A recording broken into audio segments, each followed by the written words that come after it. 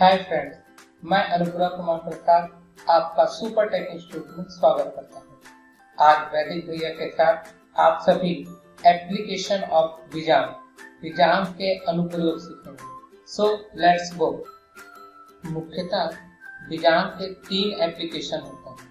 पहला, गणितीय संख्याओं के हल जांच करने के लिए, जैसे जोड़ना, घटाना, गुणा, भाग आप जो किए हैं, इससे जो भी आंसर आया है वो सही है कि नहीं वो हम बीजांग के थ्रू बता सकते हैं। दूसरा, कुल संख्या 3 से और 9 से पूर्णतः विभाजित है कि नहीं ये भी बता सकते हैं। तीसरा, किसी संख्या को 9 से भाग देने पर कितना शेषफल आ रहा है। When you divide a number by 9, what the remainder comes? चलिए देखते हैं गणितीय संख्याओं के हल जांच कैसे किया जाता है। पहला एग्जांपल लेते हैं, जोड़ना व घटाना। ठीक है, तो ये देखिए एक संख्या दी हुई है 48 + 95 बराबर 143।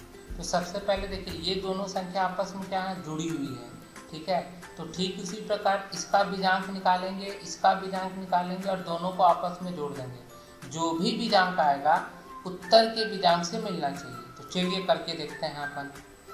48 का बीजांक 3 हो गया, 95 का बीजांक 5 हो गया। 48 और 95 आपस में जुड़ा हुआ है, तो ठीक बीजांक को भी जोड़ना है। तो कितना हुआ बीजांक, 3 + 5 मतलब कितना हुआ 8। तो मेरा आंसर आया 8। अब देखिए ये संख्या जो मेरा आंसर है इसका बीजांक भी 8 आना चाहिए। अगर इसका बीजांक 8 आ गया तो हमारा आंसर सही है। देखिए इसका बीजांक 8 आ गया, इसका मतलब दोनों का बीजांक सही है। तो जो संख्या के साथ होता है वही बीजांक के साथ करता है। अब बीजांक बहुत छोटी छोटी संख्या होती है इसलिए आसानी से हम जोड़ लेते हैं। इसी को बोलते हैं उत्तर जांचना। सिर्फ बीजांक हम देखेंगे और बीजांक को हल करेंगे, वही उत्तर से मैच करेगा, वही मेरा आंसर होगा। एक संख्या और लेते हैं, इसका बीजांक देखिए 7 है, इसका बीजांक कितना है 8 है।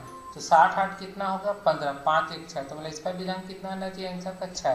तो देखिए आंसर का आ गया 6, इसका मतलब मेरा आंसर सही है। फिर आगे बढ़ते हैं, घटाना लेते हैं। घटाने लेते समय थोड़ा ध्यान देने वाली बात है। देखिए इसका बीजांक कितना है 95, तो 5 कर दिया अपन। इसका बीजांक कितना है 3, तो ये 3 आ गया। अब 5 में 3 घटाएंगे कितना आएगा 2, तो इसका बीजांक 2 आना चाहिए।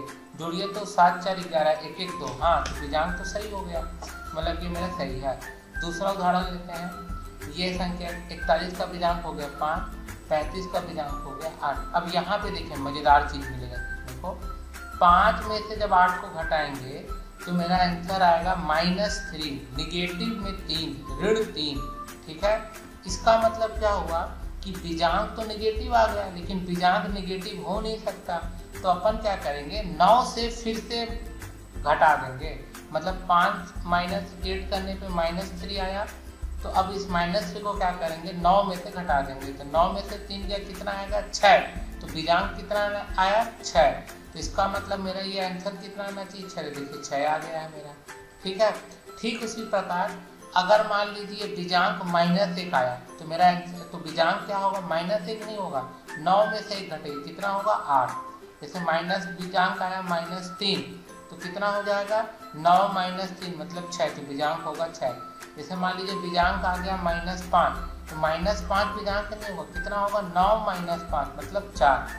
ठीक है, इसी प्रकार से हम निकालेंगे। एक और संख्या लेते हैं, मान लीजिए 82, तो 82 का बीजांक 1, 17 का बीजांक 8, तो 1 - 8 करने पे कितना आ रहा है, ये आ रहा -7। तो -7 मतलब क्या हुआ 9 - 7 मतलब 2, तो यहाँ पे बीजांक 2 आना चाहिए। जोड़िए 6 5 11 1 1 2, तो मतलब आंसर सही है। तो एक चीज सीखने मिला, क्या मिला कि जो संख्याओं के साथ हो रहा है वही संख्याओं के बीजांक के साथ कर रहा है। और अगर बीजांक जो मेरा आया और उत्तर का बीजांक मैच है, मतलब एक जैसा ही है, तो इसका मतलब आंसर सही है। ठीक है, अब आगे बढ़ते हैं हम लोग किसके लिए, गुणा के लिए। देखिए गुणा कैसे करते हैं, बहुत आसान है। हम वैदिक गणित में आगे सीखेंगे कैसे विधि न 2 सेकंड 3 सेकंड हम गुणा करके आंसर ले आए, लेकिन अभी हम ये सीखते हैं कि जो आंसर आया वो गलत है या सही है। तो देखिए ये क्या है मेरा 78 का बीजांक हो गया 6, 54 का बीजांक हो गया 9, तो आपस में गुणा करेंगे आएगा 54, तो 54 का मतलब कितना हो गया 5 4 9, तो बीजांक हो गया 9 9 या 0। तो इसका बीजांक भी या तो 9 आना चाहिए या तो 0 आना चाहिए।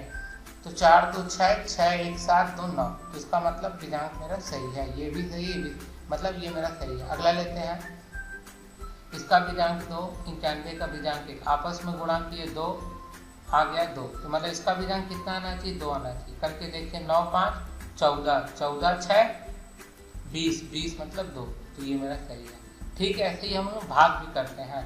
तो देखिए भाग कैसे करते हैं। मान लीजिए ये संख्या है, इस संख्या को मैंने 54 से भाग दिया, ठीक है, तो ये मेरा शेषफल आया, ये मेरा भागफल आया।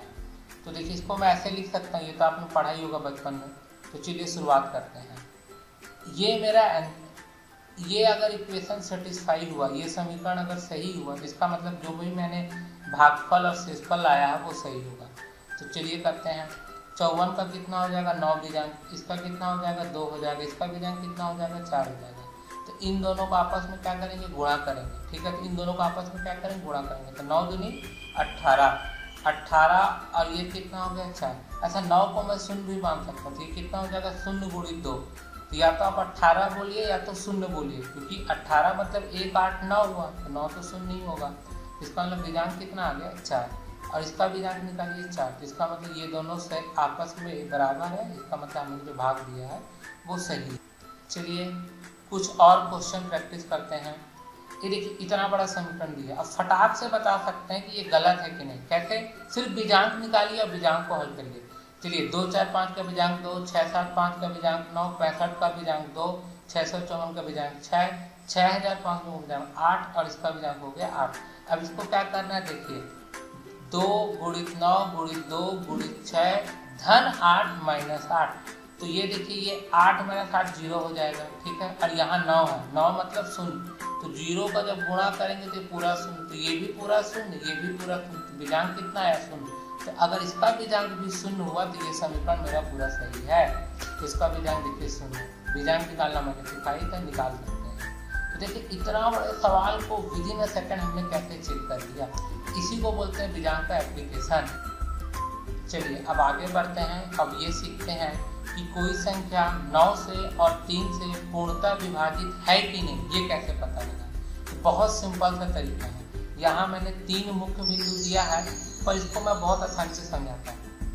पहला पॉइंट तो आप ये याद रखिए कि हम किसी संख्या का अगर भिजांक निकालते हैं और वह भिजांक अगर 3 है, 6 है, 9 है, कौन कौन सा? 3 6 9। अगर भिजांक मेरा 3 है, 6 है, 9 है, तो वह 3 से पूरी तरह विभाजित होगी। ठीक है। दूसरा नियम, अगर भिजांक 9 है तो वह तो पूरी तरह 9 से विभाजित होगी। ठीक है। अगर भिजांक मेरा 3 6 9 है तो वह 3 से विभाजित होगी, और अगर भिजांक 9 है तो वह 9 से विभाजित होगी। अगला और सबसे इम्पोर्टेंट बिंदु यह है कि मान लीजिए किसी संख्या का भिजांक 5 आ गया, तो वो 9 से विभाजित तो नहीं है पूरी तरह, ठीक है, ना ही वो 5 से। पर भिजांक अगर 5 है तो इसका मतलब ये होता है कि वह संख्या को अगर आप 9 से भाग देंगे तो शेषफल कितना आएगा? 5 आएगा। इसका मतलब बहुत ही सीधा है कि भिजांक हमेशा उस संख्या का शेषफल बताता है जब उस संख्या को हम 9 से भाग देते हैं। ठीक है। चलिए आगे बढ़ते हैं। अब ये सब सवाल आपको दिए हुए हैं, ठीक है। इसको आपको बताना है कि कौन सी ऐसी संख्या है जिसको 9 से भाग देने पर शेषफल 5 आएगा, और इनमें से कौन सी संख्या है जिसको शेषफल 3 से भाग देने पर शेषफल 0 आएगा। तो एक एग्जांपल मैं आपको बताता हूँ, उसको ध्यान से सुनिएगा, बिना कॉपी पेन लिए सॉल्व करना, इसलिए मैं यहाँ पर स्लाइड में दिखाऊंगा भी नहीं। ठीक है। ये एक संख्या दिया, इसका भिजांक आप निकाल सकते हैं। बताइए कितना भिजांक आएगा? देखिए 5 4 9 और 8 7 15 36 3, इसका भिजांक 3 आया। 3 आया मतलब ये 3 से तो विभाजित है, लेकिन ये 9 से विभाजित है क्या? नहीं, 9 से विभाजित नहीं है। ऐसा भिजांक 3 है मतलब इस संख्या को 9 से भाग देंगे तो शेषफल कितना आएगा? 3। ठीक है। इसी प्रकार आपको हर संख्या को लेके बताना है। तो ठीक है बच्चों, आज के क्लास में हम इतना ही पढ़े दोस्तों। अब आने वाले अगली क्लास में हम पढ़ेंगे गुणा कैसे करते हैं, how to do multiplication within 10 second. 10 second से ज़्यादा लगेगा ही नहीं, ये मैं आपकी गारंटी देता हूँ। तो तैयार रहिए हमारे नए वीडियो के लिए। तो तब तक के लिए बच्चों वैदिक भैया को बाय, और आपसे मुलाकात के लिए हम इंतज़ार करेंगे। धन्यवाद।